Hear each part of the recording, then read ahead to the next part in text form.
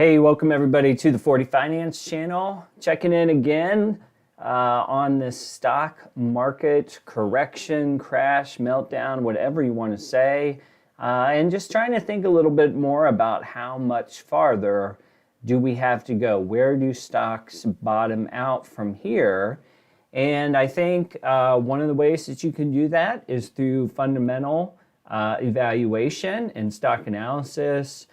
Which is really the way that I've always looked at the stock market. So when the market's moving this quickly, it's hard for a chart to tell the story except to say, that you're going down ever more. Now, that's not to say charts are useless in this time, but they usually work a lot better when you have bounces and patterns and whatnot. So if you're looking at stocks right now and you're thinking about, which ones are good deals and should I get in my opinion, I think it really helps to look at what sort of fundamental points can actually support your stock. So this is definitely a time when we're trying to protect against the downside. That's going to be impossible. If you have certain growth stocks like I do, if you have certain growth stocks like I do in my portfolio, they're long gone. They're way under cost basis. And I've said it before on the channel, for now, in terms of opportunity, I'm just going to let those things simmer. For whatever reason, the Russell 2000 is getting blasted, I would say abnormally in this environment, but letting the small caps just sort of settle off to the side and trying to use large and mega cap stocks to try to project, how much farther down can this market go. And the advantage to large caps, mega caps, is that typically they have long histories. Okay, so I have a great video for you tonight once I get done editing it, where I took some blue chip stocks that I don't talk about as much on this channel, and I sort of, did a little exercise with them to give you an idea, perhaps where they could go in terms of a bottom. So if you're thinking about bottoms and you're wondering, what's left, I would advise you to take some of your favorite big names and try, if you can, to avoid the FANG M names, which I'm a huge fan of those names. And I think there's a lot of value, particularly Amazon and Google right now. But I will say that from a track record standpoint, you're going to be better off using names that have a longer history. Google and Amazon, they've been around, for a while. But when you think about longer periods of time, 1970s and 80s and such like that, you might have to dig in to some different names, more or less historical names, in order to see the patterns that happen in an economic environment like this. So that's what we're doing. Allie, good to see you. Thanks for typing in a comment. And we'll check in real quick with where things are. It's been a super interesting first few hours in the sense, well, not few hours, I guess. I'm on Eastern time zone, so when I was first looking at the market this morning, we were down. I look at the NASDAQ first because that's where my mind is. That's where my favorite stocks are. And I think we had a point when we were down 4%. And you see what's going on right now, a little bit of a lift. Now, these are intraday moves. Never really easy to tell what pushes some of this action. I mean, it's well beyond a retail action, right? When you're getting into intraday moves of huge indexes, the Dow, the S&P, so many bazillions of dollars in there. But it is, I guess, encouraging. Tomorrow we have a big day in earnings with Microsoft. And I didn't look who else was in there. I know Tesla's this week. I just did a video. The big ones for me, if you watch my video, were Microsoft, MasterCard, Apple, and of course the Fed meeting. I don't remember what day Tesla was coming out. So let me just peek at that real quick. 26, so they're Wednesday, same day as the Fed. And Tesla is starting to get to a point, this is not a stock that I own, but unbelievably, we can almost start talking about a reasonable valuation with Tesla. I'll save that for another time. Let's hear what their projections are for 2022. But if analysts are anywhere close, particularly in the 3-year look ahead, right off the bat, an easy calculation, Tesla at 900 next year, if they hit 904, put a simple forward PE of 100 on that. Yeah, there's something there. Certainly worth investigating. We'll see how it goes, though. Whatever Elon and his team say on Wednesday, I think will set off the projections from there. And it's going to be hard to project, in my opinion, not just Tesla, but all the car manufacturers. We need an update on these chips and how things are going and how's new products coming out. And then there's this other side of the coin where, folks are freaking out about interest rates, inflation, and, will the car market dry up? I did a live stream yesterday. Those aren't necessarily things that I'm particularly worried about. I don't think they're good for the market, just to be clear, but I think the levels that we'll see in the United States will be controlled. It's very, very hard to project that, but it would be, I think the U.S. has their finger on the pulse a lot better than, say, undeveloped countries who see inflation goes so high that you need like the wheelbarrow full of, currency to go buy a loaf of bread or something. I don't really think that we're going to be in that situation. So, Andy KV bought Shopify today at 774, and 1 hour later, it is 921. I gotcha. At first I thought you said you bought it 1 hour later. So we've been looking at Shopify a little bit. It's certainly on my radar. And just like I did there with Tesla, it kind of hit that under 100 PE there for a minute, certainly where Andy bought it.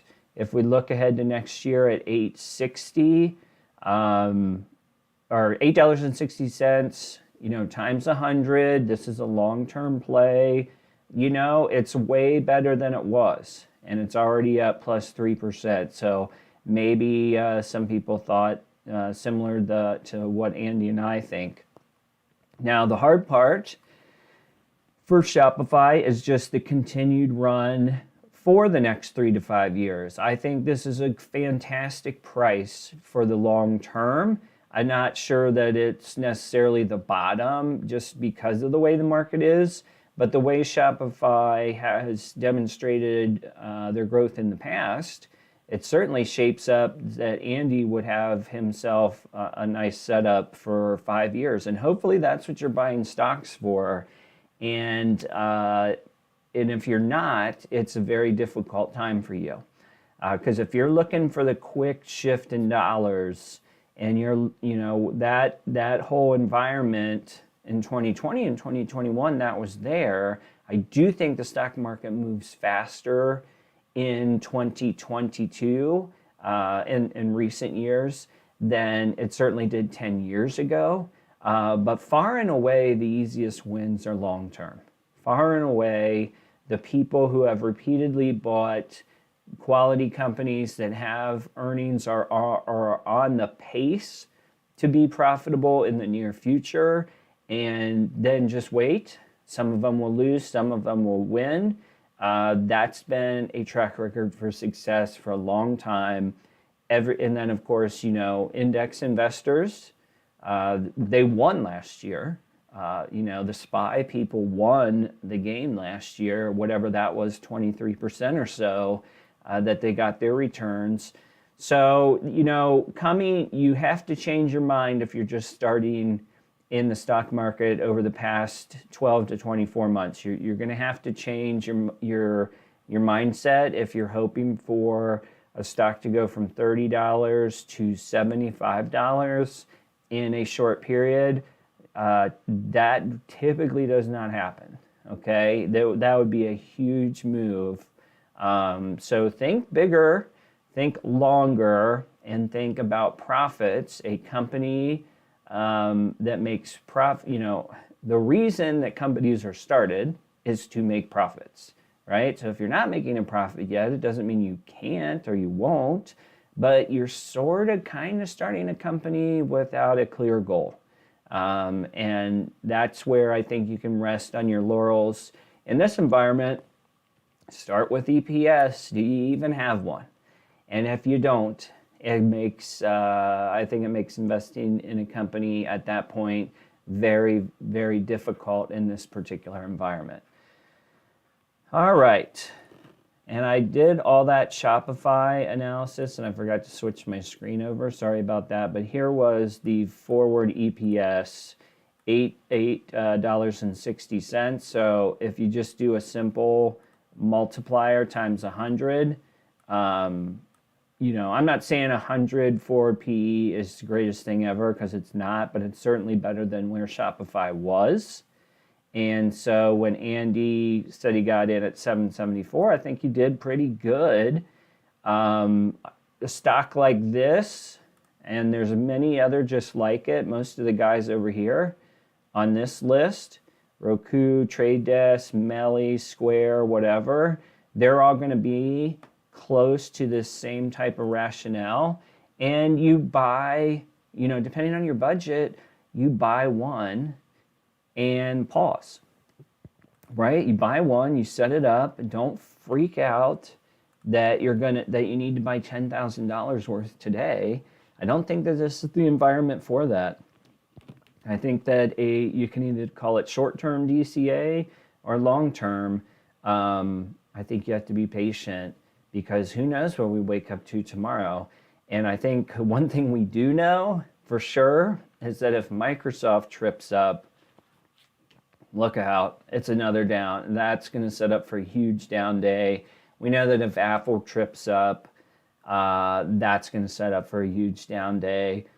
So this week could be a really awesome time to work through the ebbs and flows and pick off things, but being patient and keeping as much money on the sidelines as possible for the very best of opportunities, I think is the way to go, because this is a shiny object environment, right? Stocks are falling left and right, stuff we've all seen 10 times higher than it is today. It's like, oh man, I'd do that, a year ago for sure. But I think you got to dig deeper.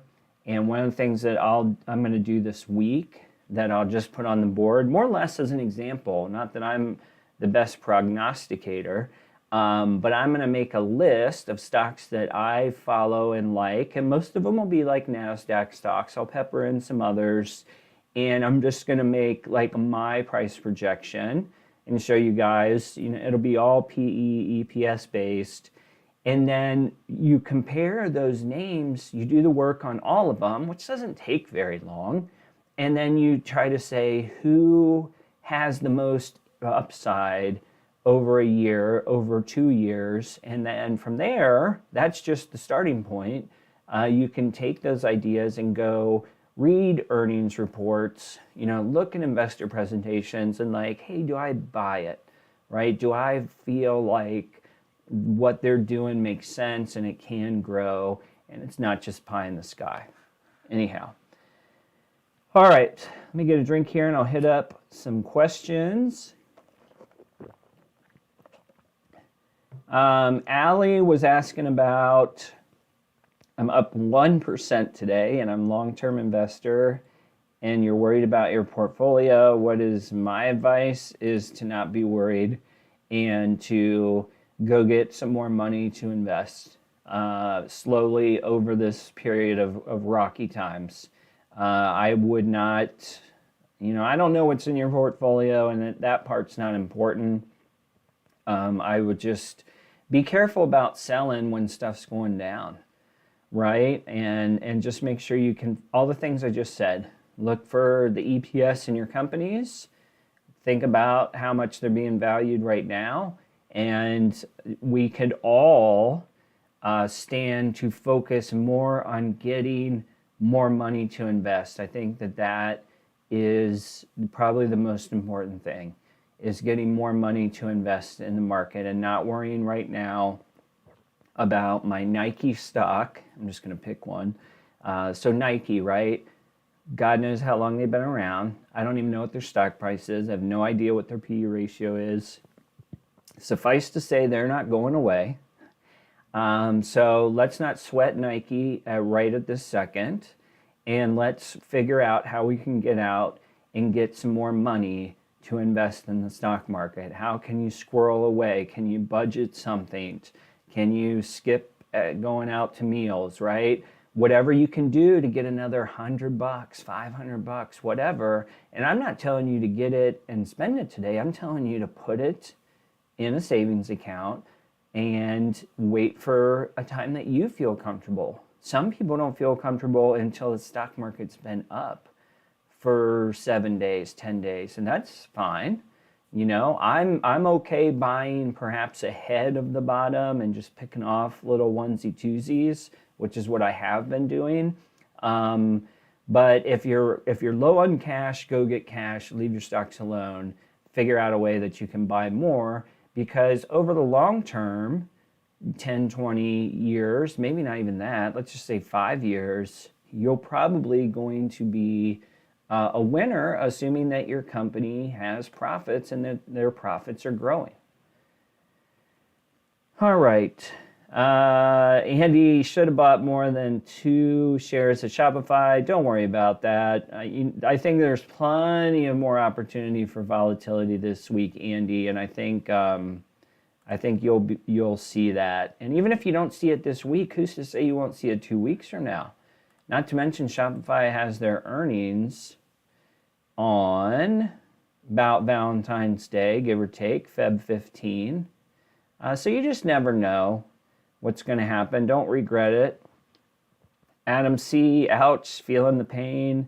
Brother, I'm right there with you. Portfolio down 20% since December. I'm right there with you.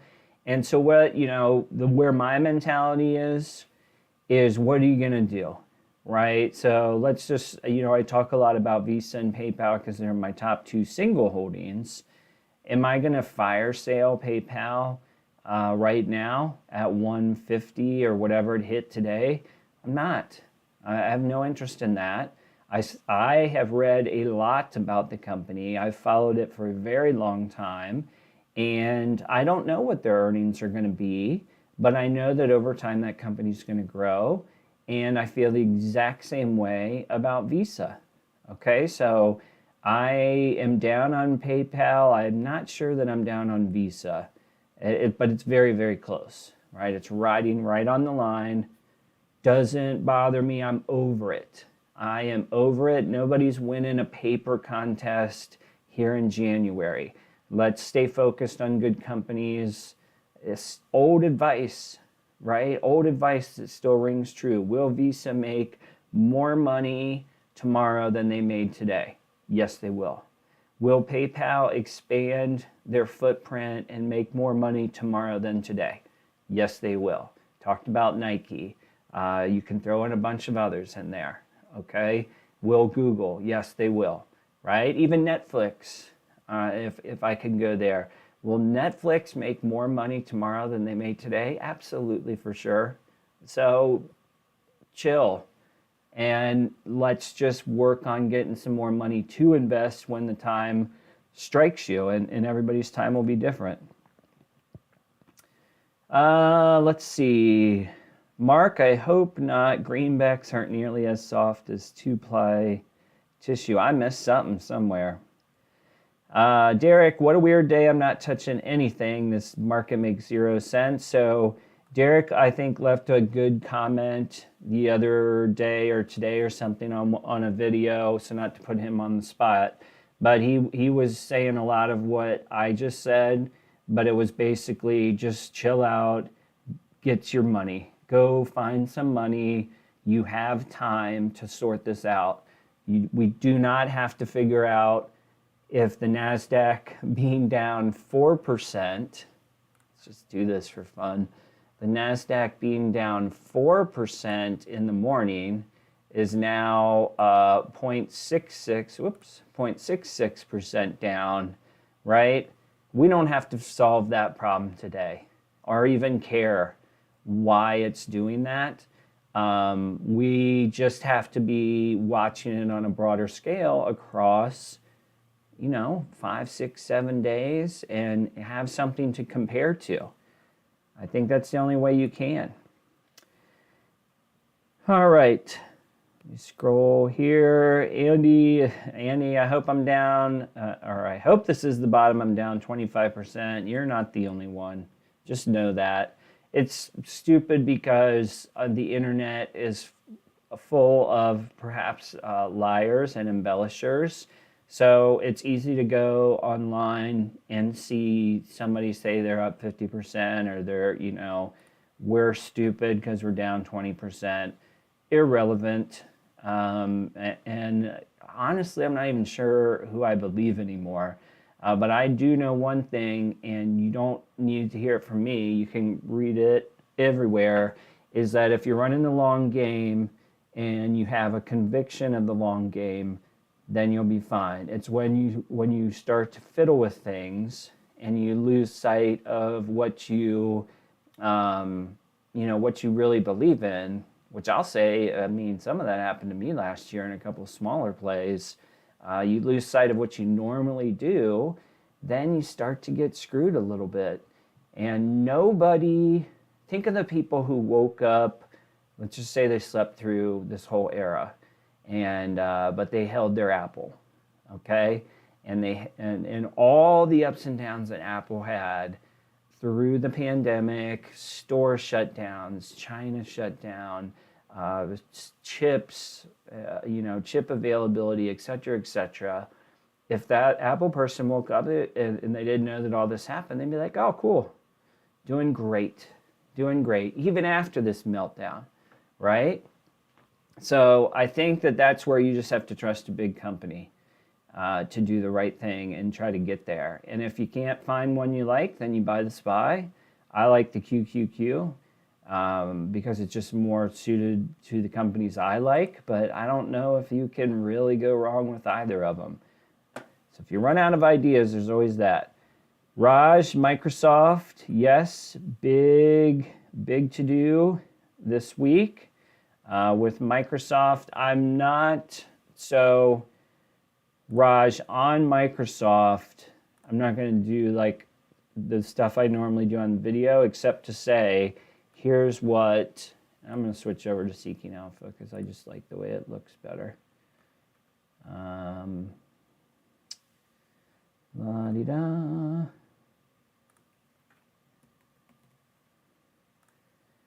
So the only thing you need to know about Microsoft in the shortest of terms, 24 hours or so from now, is that this is what they're up against. 232 is the estimate for this quarter, and the revisions are going up.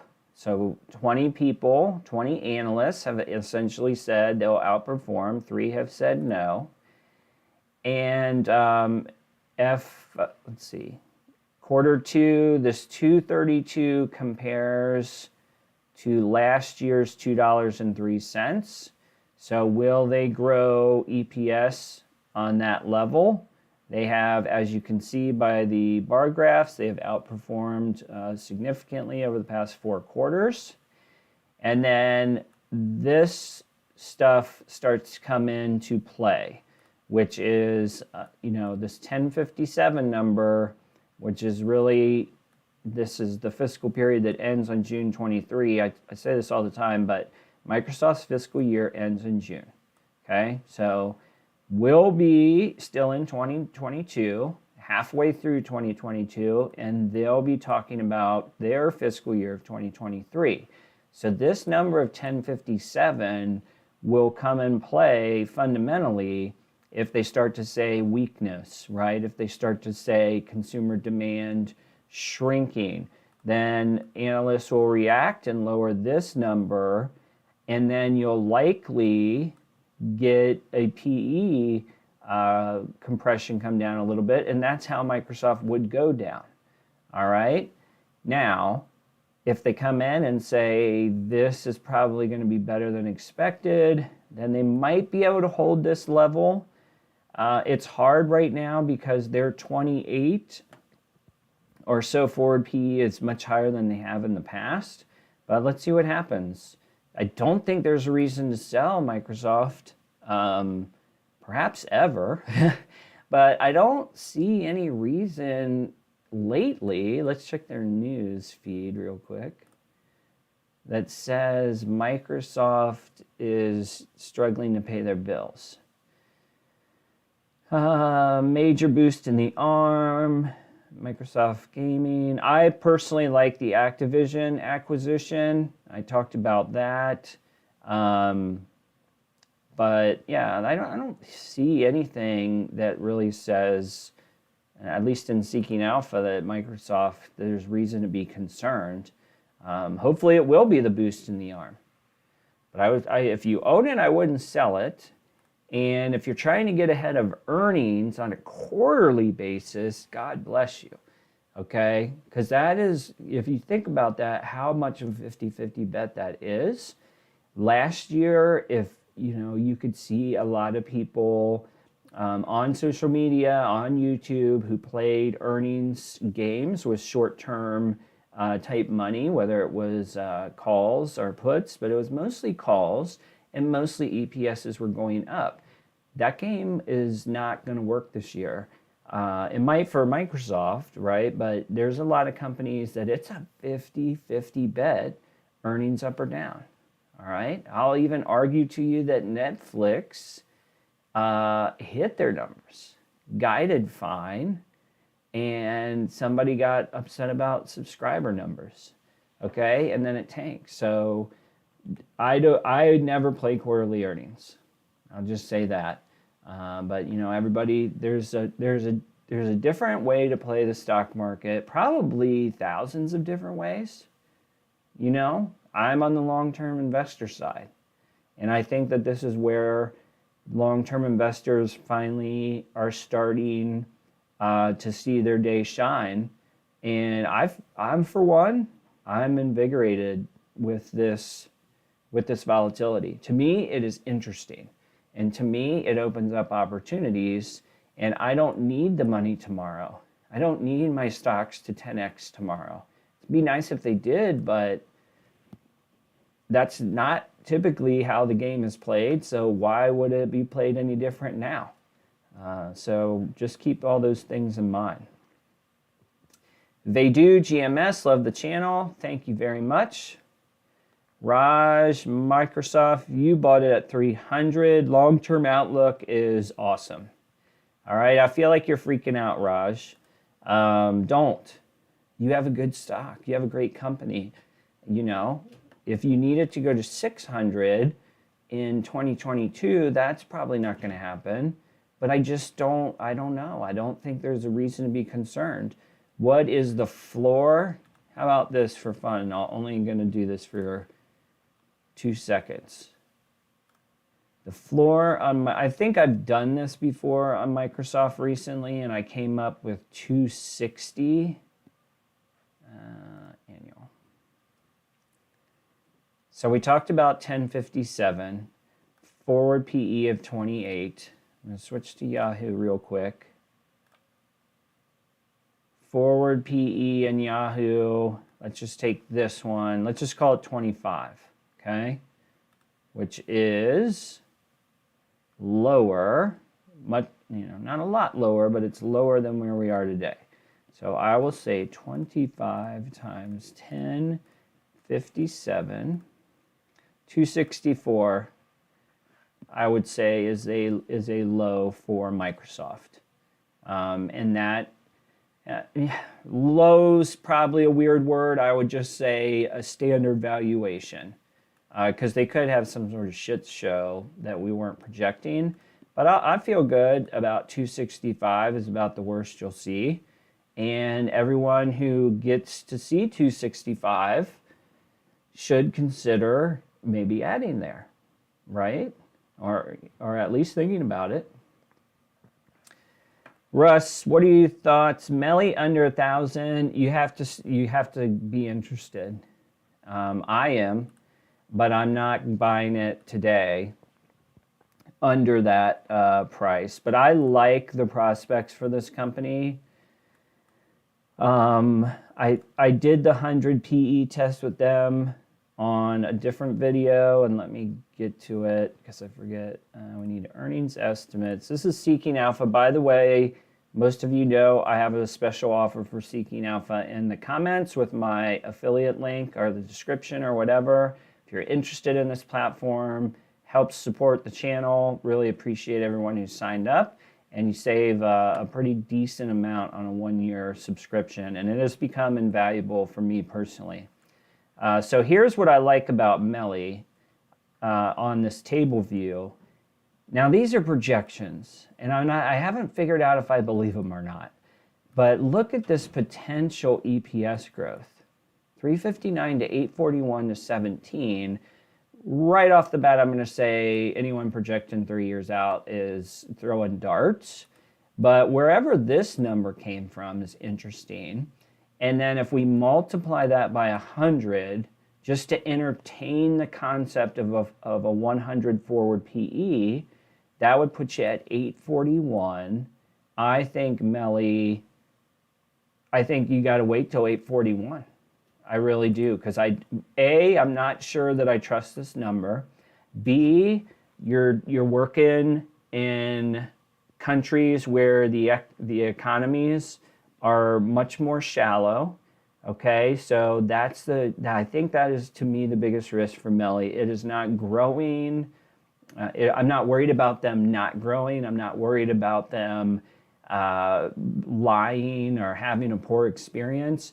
I worry about the underlying economies that power their profits in this environment of weirdness. So that's just me. I will continue to be watching Melly. It is implanted on my map of stocks I'm watching, and it is certainly a candidate of stuff I would consider buying.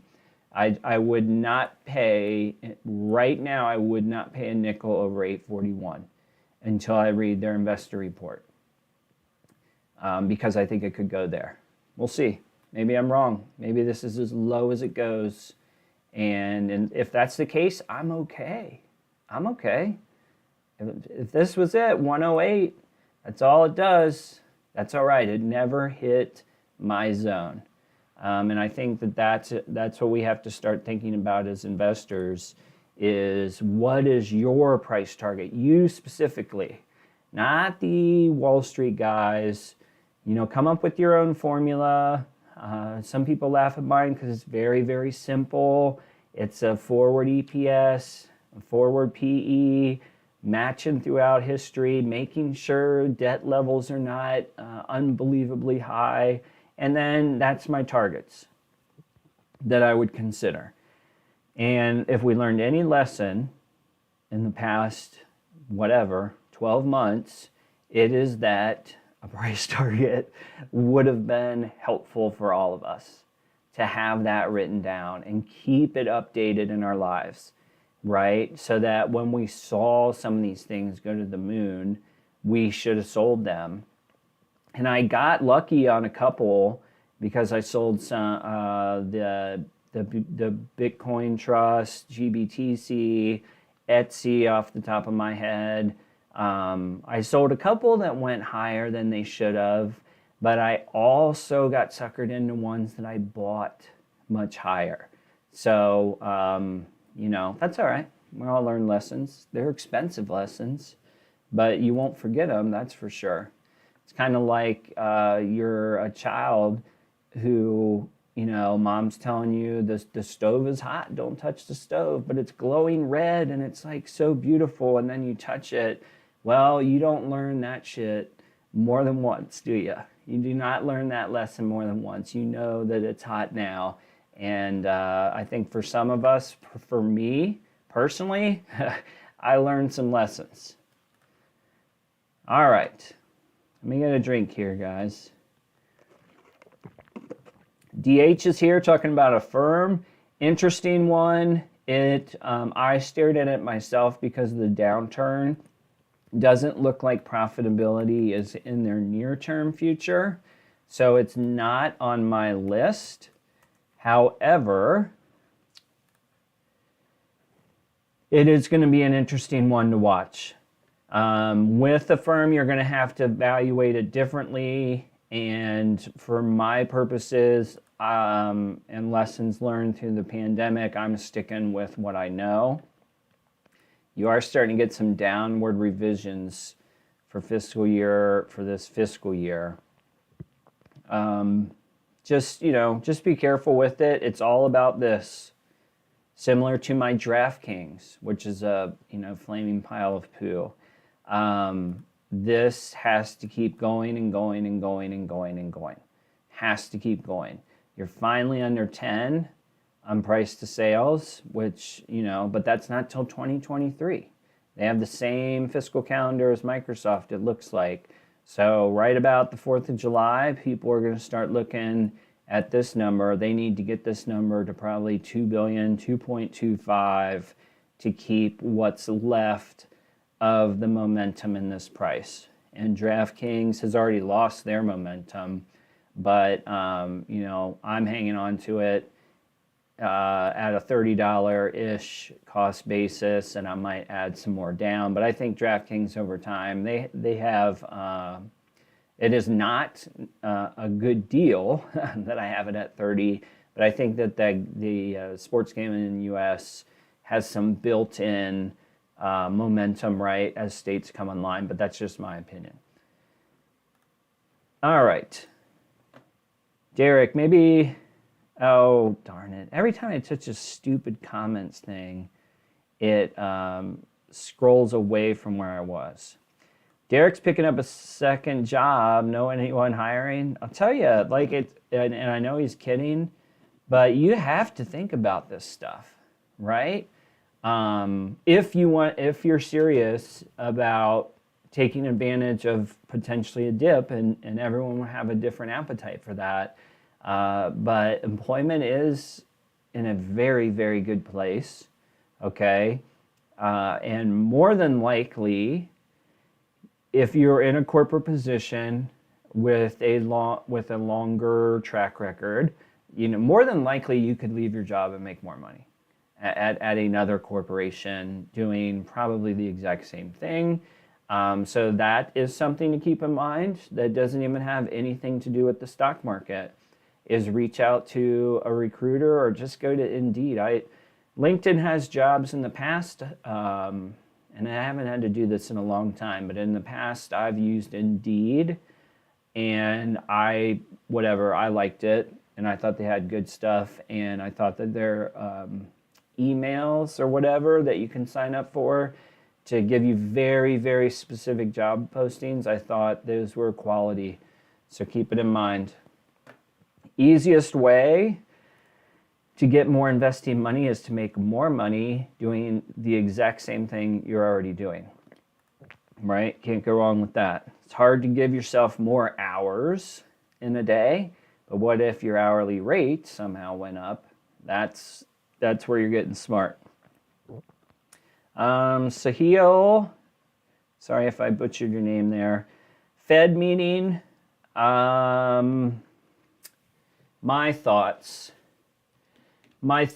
I'll tell you what I do believe for sure that I'd bet $1 on is that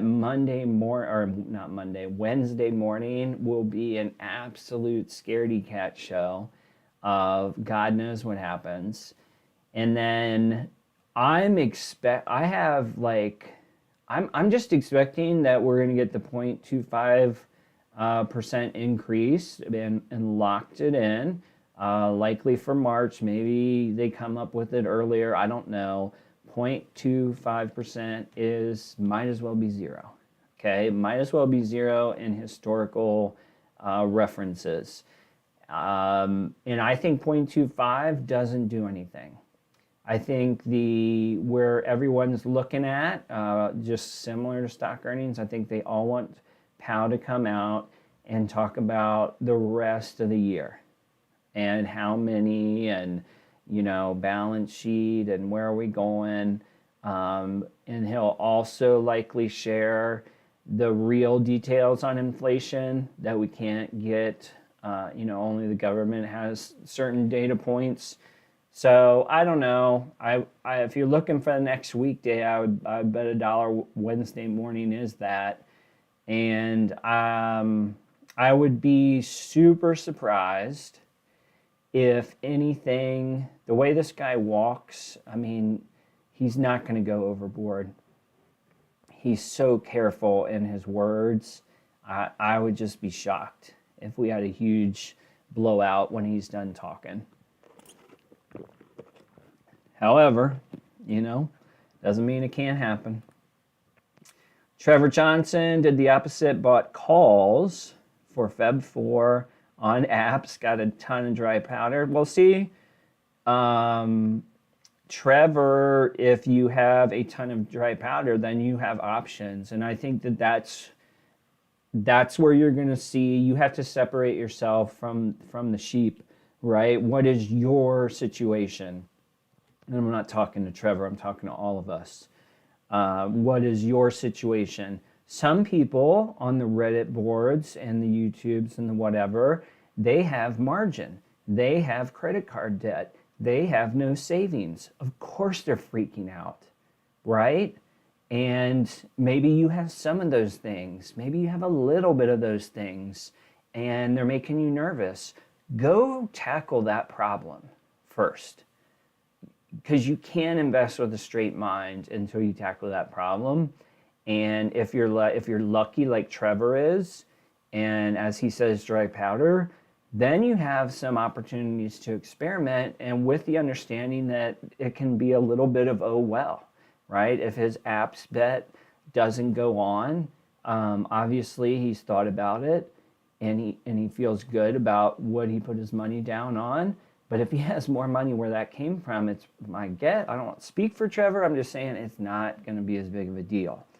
And that's why I can stare at DraftKings and it's God knows what negative and be like, well, I didn't expect, it did more in the short term. I probably should have sold, but I was always thinking 5 years.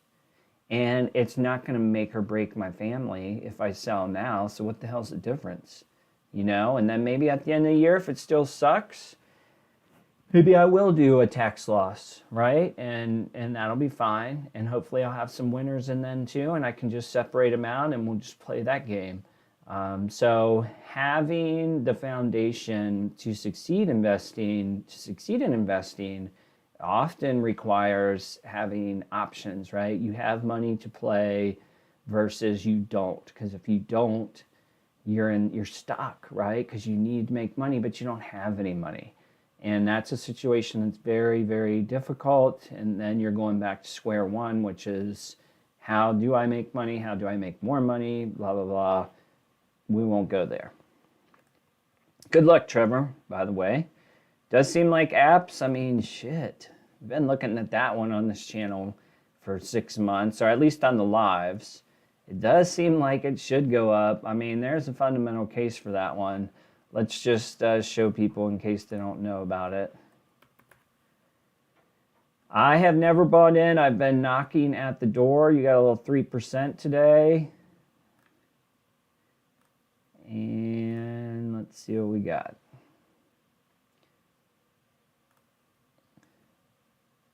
March of 20. So they're in a really weird position.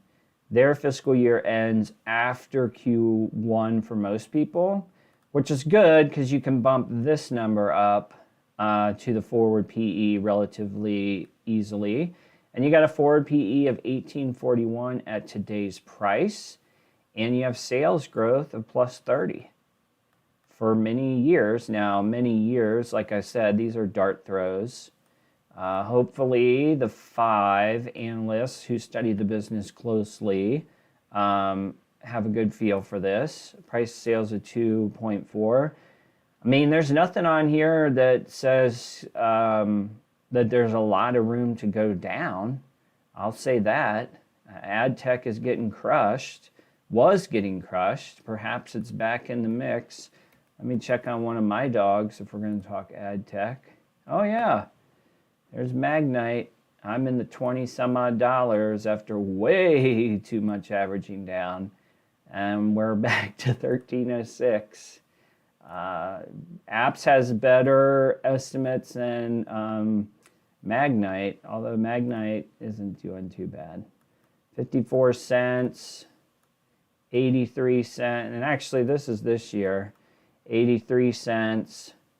So whatever. I mean, if you say that is for a P of 15, I mean, I should probably buy some of those, but I just feel like when we get deals on things like Magnite, I don't know. I just feel like there's other deals that are a little bit safer. I just have to think about it. Revenue, similar to apps revenue, you know, good growth setup. There's a lot in small caps because of that Russell rundown. There's a lot of people talking about small caps being a gold mine right now. You know, do your research. There's a lot of small caps that don't have an EPS, and I would not recommend those at this time. But sorry, let me press this. But there could be some wins. It's just hard to tell. But anyhow, and unfortunately, guys, with that call, reminded me that it's 4 o'clock and I have to go. Good to see you guys, Derek, Chestad, Blue Asia, Lion, blowing off steam. I will be back this week for sure. Igor, good to see you. We'll do this again this week. I just suddenly ran out of time because I didn't realize it was already 4 o'clock. Good luck to us all. We're going to have fun this week. Stay patient. Get excited about opportunities. Don't be negative because there's an opportunity to win here, in my opinion. Have a great day.